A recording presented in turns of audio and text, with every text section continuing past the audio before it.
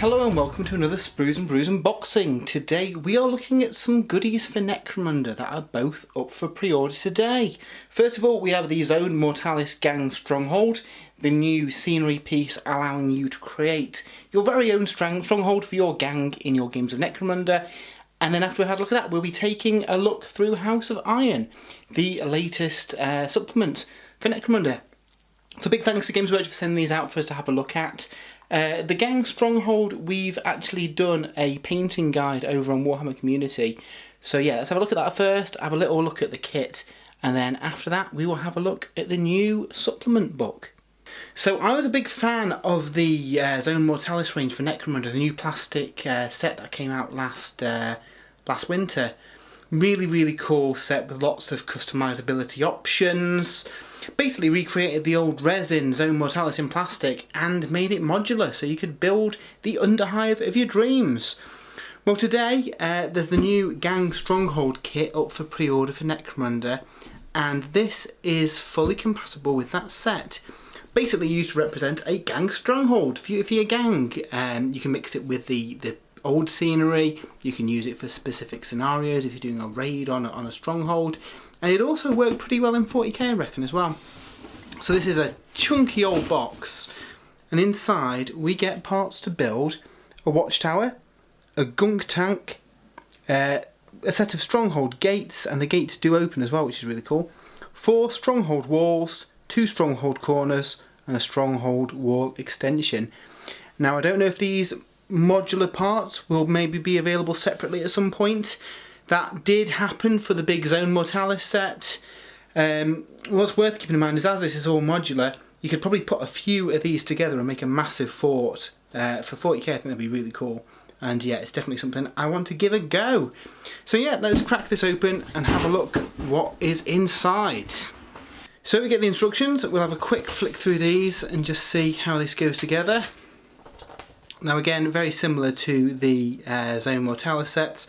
A lot of this is modular, and if you leave it kind of unglued together, you should be able to put it together in different ways, which is really cool.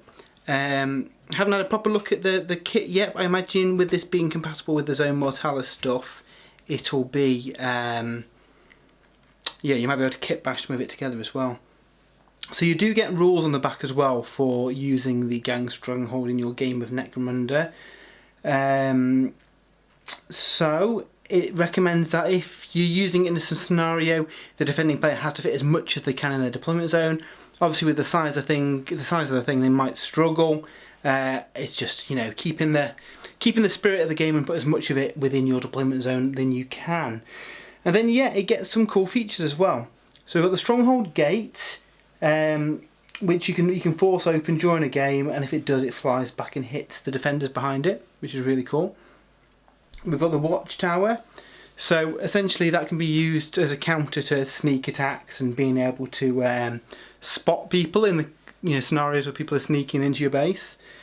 The Gunk Tank, it recommends using as the specific piece of scenery that they need to destroy in that objective, or to represent a Promethean reservoir from the Book of Peril.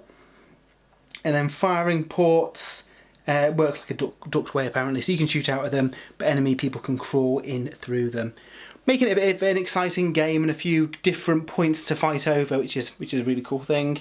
And then it recommends that the victorious gang, if they manage to take the stronghold, gets 3d6 times 10 credits. Basically just to give them a bit of a reward for how tough it's going to be to take that compared to a normal game of Necromunda. So yeah, let's have a look at the sprues and see what we get inside. So the first one that we get has got the big Promethean reservoir tank, gunk tank I think they call it, and yeah, lots of cool new parts in here. So yeah, so like I said earlier, a lot of this should be compatible with the old Zone Mortalis kits. I imagine each of the sections is going to be a similar height to the walls, so yeah, there should be lots of options. At the end of this video I'll probably put in a few comparisons of the built parts compared to the current Zone Mortalis stuff, just to show you kind of what it looks like all together. We then get 1, 2, 3, 4 identical sprues, and these have the bulk of the walls and the platforms and everything. So it looks like that one unique sprue at the start is for the kind of unique bits of scenery on there, and then you've got 4 the same here to build the majority of it. It looks like the legs of the watchtower is on this as well, so maybe these won't be available separately, because it looks like you'd really need 4 copies of this sprue to kind of build all the stuff in the box anyway. But again, a lot of these look similar sizes to the tiles in the Zone Mortalis set, and yeah, these I guess are maybe about half the size of the individual wall pieces. So yeah, with a bit of playing around, you should be able to basically maybe put some of the current walls into the structure of your stronghold maybe, which would be really cool. But yeah, so you get 4 of those, plus the big sprue with the pipes and stuff. So yeah, we'll have a quick look at what they look like once they are built. And here we have the gang stronghold assembled and painted. Really nice kit to put together, and really enjoyed painting it up. As you can see, it goes really nicely with the rest of the Zone Mortalis range, and yeah, I am really looking forward to getting another one of these so I can create a bigger stronghold. It fits on the Zone Mortalis boards as well, so those tiles, it is compatible with them, so yeah, it will go seamlessly with the rest of the collection. I really like the Gunk Tower. That's probably my my favourite part out of the kit. But yeah, really cool. And yeah, I don't think it's priced too badly as well. The Zone Mortalis stuff has been really good for Necromunda, so yeah, I'm looking forward to seeing what they add to this range in the future. If you head over to Warhammer Community, there's actually a painting guide showing how I painted my Necromunda terrain as well, so make sure to check that out. But yeah, next we will move on to the book itself. So the other item up for pre-order today is the new House of Iron supplement for Necromunda. So these are essentially, I suppose, the equivalent of a codex for your Necromunda gangs. We've had 2 of these previously, covering both the Goliaths and the Escher gangs, and this is the 3rd in the series, House of Iron, that covers the Warlock. So yeah, these have been really cool books. Essentially, if you want to play that gang, pick this up, and it's got all the kind of hangers-on and gang members and mercenaries and stuff they can take, along with all the unique war gear and items and stuff. So yeah, really builds on the stuff that was in the kind of core Necromunda releases and expands the gang, giving you loads and loads of options and loads of lore. Because when the book kicks off, we get a load of information about who the Warlocks are, how they, you know, their society works.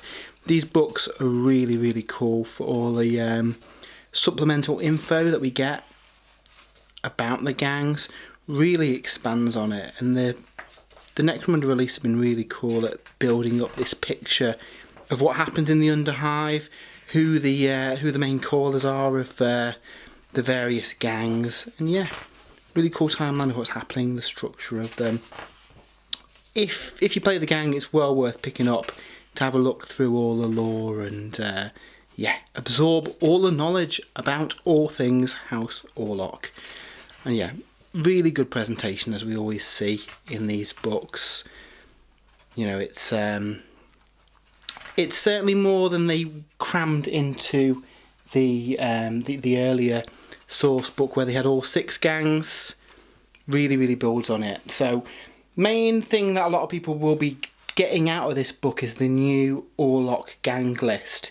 So this is the rules for constructing your gang, how you put them together, and any, you know, the various bits and bobs that are unique to them. If you've seen any of these previous books, or you know, even in the older Necromunda material, you know the drill here. Essentially, you get a number of credits to pay for your gang, and there's rules for using that in a one-off skirmish game or as part of a continuing campaign, which is the best way to play Necromunda. Your guys will advance, and you will get a story developing over the course of it. So in an Warlock gang, you have to have one leader. That will be your gang leader. He has to be there. You also have a limitation on the number of kind of champion specialist types that you have in the gang. So at least half the gang has to have the gang fighter keyword on there. As long as you've got half of the gang represented by them, the rest can be made up of your various champions, of which there's a new one as well in the new plastic kit. It then also gives the details of all the equipment they can get and all the gubbins that you can give them. So a lot of this is very familiar if you've seen the previous Warlock lists. Format is very much the same. It will detail what skills you've got access to, including the new Warlock specific one, Bravado. And again with all the items and stuff they can take. We will skip forward to the newer stuff they've got in here though. So the Arms Master is one of the new champions you can take. That comes in the new plastic box that is up for pre-order alongside this. And these are essentially your big tough champions. You can take all sorts of cool stuff. Like I say, you have to have at least half of your gang as a non-champion. So you will have to have some normal guys in there. But yeah, you're definitely free to take multiples of these guys. So I can see a lot of people picking up a couple of that new box to put together a pretty cool bespoke gang. We also get the Wreckers, who are the other new model from that box. They have a kind of jump pack on them, which is really cool. We'll see the rules in a little bit later on, but essentially they get an additional move and they get bonuses when they charge for using the jump pack. They can choose to overcharge it essentially and go a little bit further, but there's a chance something bad will happen. So yeah, these are really cool. As they are a gang fighter, you could fill your gang with just these guys, and I think that would be a really cool looking, it'd be expensive, but a really cool looking gang with these guys jumping from platform to platform. I'm really looking forward to painting up some because they look really cool. We again then get the standard Ganger and the Juve, as we've seen before. Again, listing all the weapon options they get for you to give to those guys. We also get the Cyber Mastiffs. So a lot of guys, as you see in the previous pages, can take a couple of Cyber Mastiffs as an exotic beast. Essentially all your champions and your gang leader. Yeah, they're pretty cool, and they actually get experience as well, which I didn't realise that exotic beasts do. So they can take combat and ferocity skills if they become a specialist. So yeah, specialist dogs in the Underhive sound really cool. And I think you get 2 of these in the new box as well, which is pretty handy. We then get some cool bounty hunters. So this guy is essentially the local brewer, I guess. He makes the moonshine down in the Underhive, and he will spray people with it during combat, which is really ace. And you also get Doggo, DO60K13, who is a named Cyber Mastiff.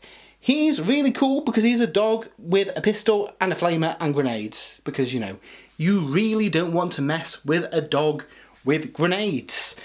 Yeah, pretty cool. I assume that we're going to see some models for these from Forge World. You normally do. We then get the details of what hangers on and brutes you can take. Again, if you've not played Necromunda, essentially you create your gang from your core list, and then you can add additional members who will join your warband, but they are limited based on your reputation.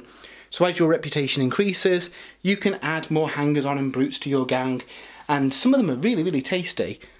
So a lot of these have been in previous Necromunda supplements, but there is stuff here that is unique to the Warlocks, and a lot of stuff that they get a discount on as well. So the Bullet Merchant's really cool. Essentially it treats all types of ammo as common, and anything with a limited trait becomes scarce. So it makes it really, really easy for you to stock up and reload your guns, which is pretty cool. And that's only 25 credits for the Warlocks, which is pretty nice. And then a Grease Monkey. I hope we get a model for this guy because I'm going to have to get one. He can essentially make the overcharge roll for your jump packs better. So where normally they'd add D3 to the boost, it adds D6 to the boost. So yeah, really cool guy, 40 credits. I think I'll be sticking one in my gang if I'm going to go jump pack heavy, because I think that'd be really, really fun. We then have a prize fighter.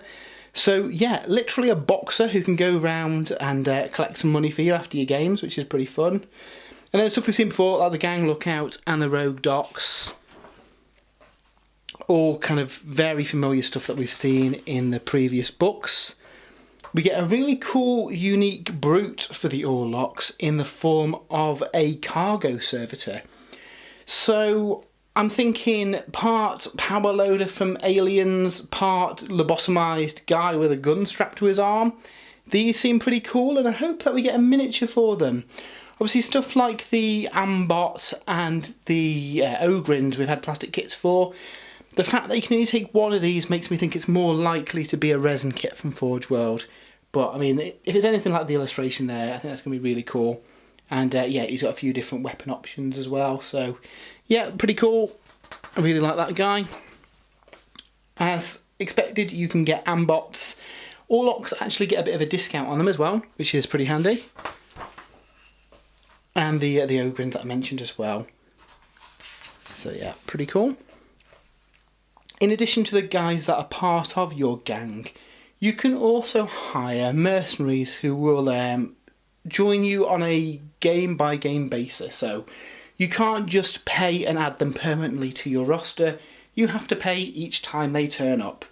And yeah, again, a lot of this is very similar to stuff that we've seen in the past. You can have Hive Scum, Bounty Hunters, House Agents we've seen in a couple of the House books. And these are essentially representatives from various houses who come and yeah, help out your guys.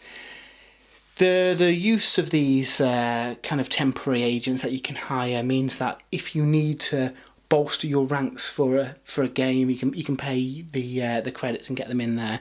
So it can be a bit useful in that way. We also have a specialist that the Warlocks can hire, Margot Medina. And yeah, a lot of these guys that you can hire, there are conditions to get them. So there is a chart where you roll a d6 and add your reputation. Essentially, the weaker your gang is, the cheaper you're going to get the mercenary. Over a certain point, yeah, she's not going to join you. So yeah, she's pretty cool. Very Portal with her enhanced legs as well, so I'm looking forward to seeing a model for her because she looks really cool.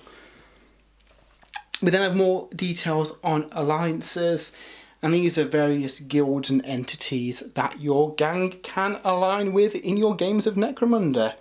And yeah, we've seen like the Slave Guild in House of Chains.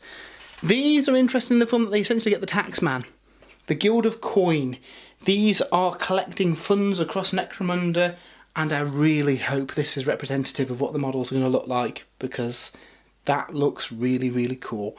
I work in credit, so I can fully appreciate the Guild of Coin turning up to your games of Necromunda.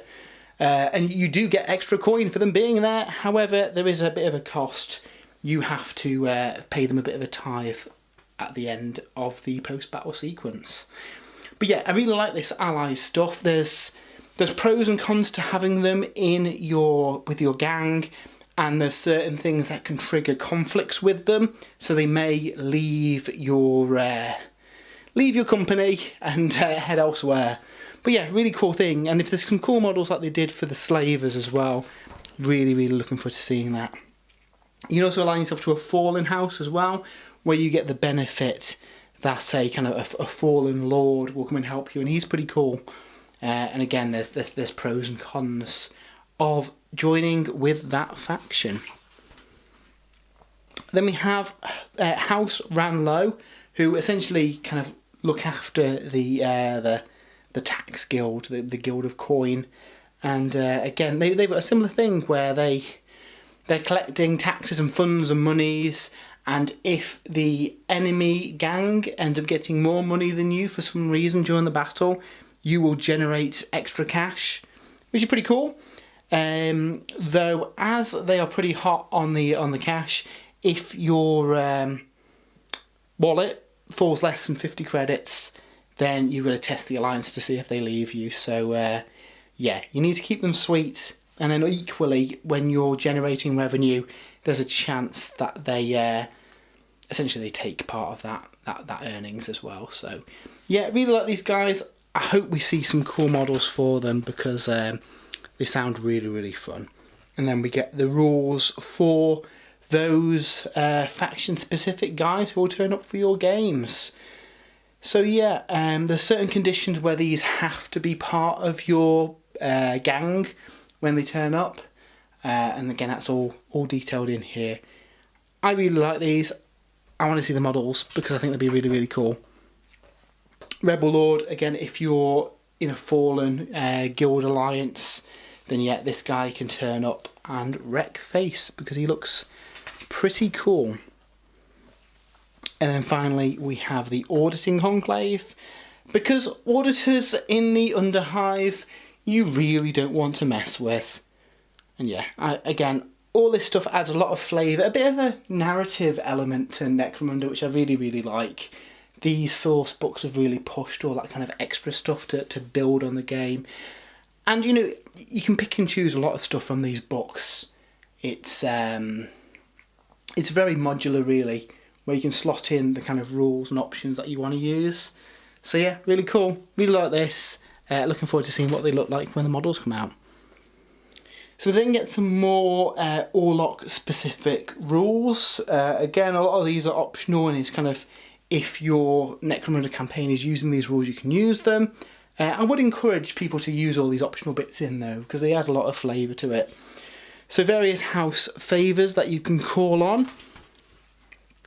We also have subplots. Again, I think we saw a lot of these in the some of the earlier books, and they've kind of built on that throughout these House of expansions. Really cool. We've got the new Bravado skill tree. So Big Brother, essentially any friendly fighters that can see him with 9 inches can use the fighter's core characteristic instead of their own. So essentially he is a really cool dude, and they will look up to him and use his core value for their tests, which is cool. Bring It On is really cool. He can essentially force another fighter to only attack him or have to make a willpower check. So basically taunts them. I quite like that, being able to force maybe a heavy weapon that you don't want shooting elsewhere to focus on him. Obviously a bit of a double-edged sword because they have to shoot him. Well, they can try and pass a willpower check to shoot somewhere else, but yeah, I really like that. I kind of sad you could really convert up your model to have him showing a bit of sass to the opposing guild, which is cool. Guild Contract is really handy as it gives you a discount for any bounty hunters and hive scum hired by the gang. Essentially D6 times 10 with a minimum of 20, and that reduces the cost of the bounty hunter. So yeah, if you do like hiring bounty hunters during your games, it might be worth trying to get someone on the Bravado tree and get them that skill, because that'd be really handy.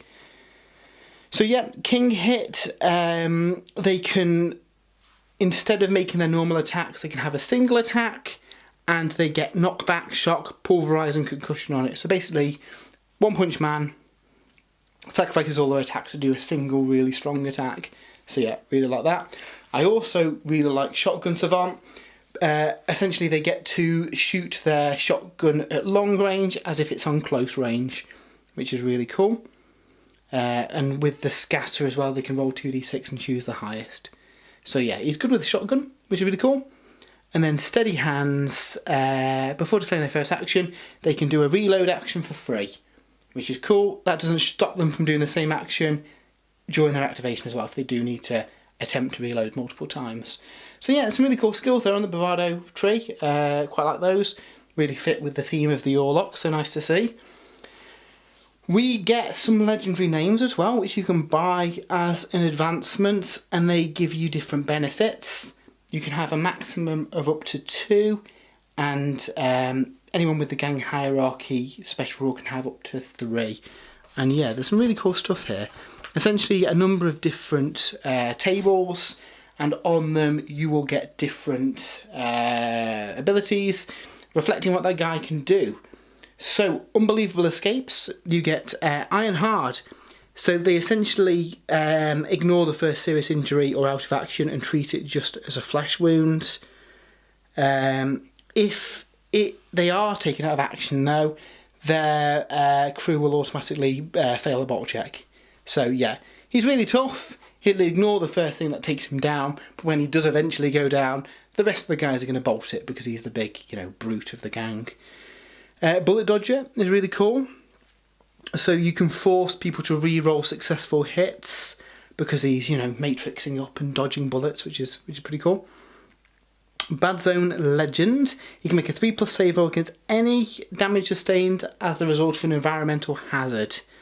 So not shots from other teams, but stuff that the environment does to him. It can be pretty handy. Promethean Proof is good if you fight people with lots of flamers and the likes. They ignore the blaze trait, so he can't be set on fire. So Slippery Scummer, he essentially can never be captured. If he does, somebody else will go in his place. So that's pretty handy. However, the gang will not attempt a rescue of the fighter who goes in his place. Essentially, throw someone else under the bus. Fair enough. And then we've got Blade Breaker. When he gets hit on a 6, the hit is automatically missed and the fighter is disarmed. So essentially, their knife breaks as it hits him. So again, that's pretty cool. So we've got the impressive leadership tree. We've got Big Man. They have a 6-inch bubble for their group activations rather than 3. However, that reduces the benefit of cover because essentially he's making it known where they are. Enemy fighters have a -1 to hit as well when they're targeting the fighter. Normally the -2 when he's in full cover. So yeah, he's a big guy. People will be able to see him. But yeah, he has that extended aura around him. Lucky is a pretty cool one. Once per battle, he can turn a single dice roll to a 6. So that could be situationally good. Impressive skill, as long as a friendly fighter has line of sight to the fighter, the distance doesn't matter for the purpose of leading by example. However, he activates 1 less Ganger in a group activation. Too Pretty for Primus is a weird one. If he's still on the battlefield at the end of the battle, they add 2d6 times 5 credits to the stash, but if a double's rolled, the credits go to your opponent's stash. So a bit of a double-edged sword, that one. It's a bit strange, but if you do want some more revenue coming through in your games, that can be pretty good. Einstein's pretty good. It's a bit like the masks on the corpse grinders. They've got to go do a cool check if they want to fight him, because he's scary like. And then Rocksteady, as long as he's standing inactive or standing and engaged, he can roll 2d6 for battle tests and apply the lowest result. So he's less likely to bottle. On the other side though, if the gang does bottle, they've got to re-roll successful call checks to see if they flee the battlefield. So again, double-edged sword, it's harder for him to bottle, but if the gang does bottle, then people are going to be more likely to run away. We then have Improbable Beatdowns, which are all your core combat stuff. 1 punch, they can choose to roll a single attack dice and basically ignore all their other attacks that they've got, and it is resolved at strength 8 and damage 2. And no save can be made with the exception of field armour. So yeah, that's pretty cool, punching people to death.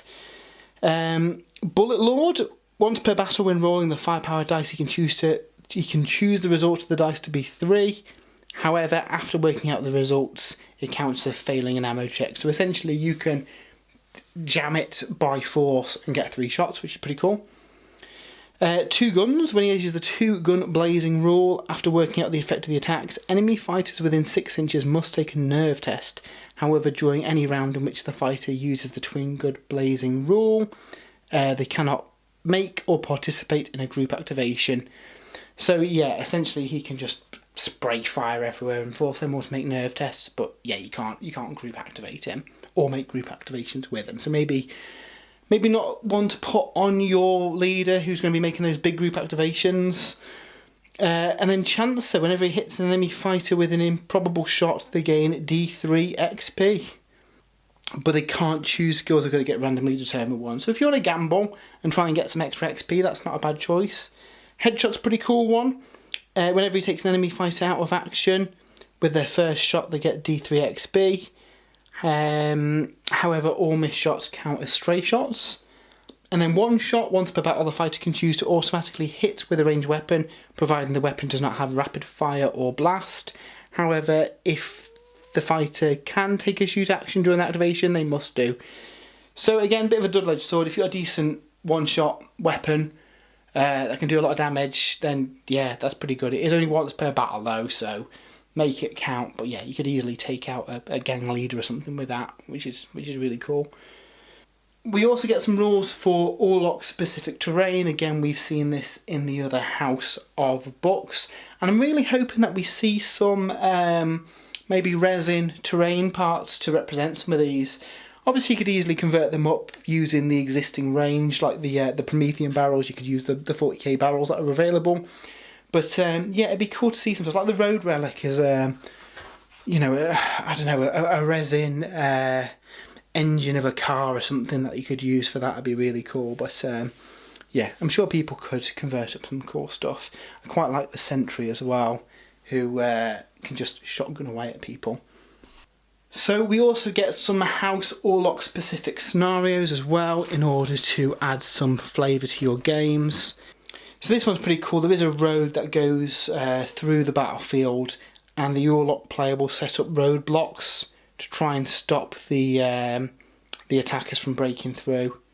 So yeah, pretty cool mission. Again, these are Warlock specific, but I'm sure you could adapt them for other gangs if you wanted to. This one's really fun.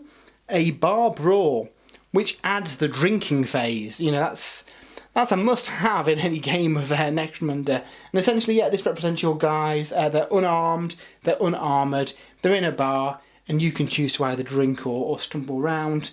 The more intoxicated tokens that they get XP at the end of the game. That will also affect their toughness, because for each drink they've taken, their toughness increases by 1. However, there is a chance that you'll just fall into a stupor and collapse at the end of the round. So yeah, really fun, unusual little scenario then, and I think that'd be quite cool to throw in, you know, during your campaign randomly after visiting the town. So yeah, really cool. We then get, as we'd normally get, a nice showcase of Necromunda miniatures. You know, even the old plastic Warlock box is really cool, but they've added to that with the new Wreckers and Arms Masters, which are really nice models. I'm very tempted to do a Wrecker heavy army all jumping around the battlefield with their jump packs, and the Cyber Mastiffs are really cool as well. So yeah, really nice. What's also really cool about these House of books, they have a little bit of a visual glossary in the back, so you know what weapon on the sprue relates to which profile. So really good to have it all broken down like that to make it easy to see which weapon's which, and then you get the full profiles of all the weapons in here as well, along with the armour and then the gear they can take as well. So we'll have a quick look at the rules for the jump boosters that the Wreckers have.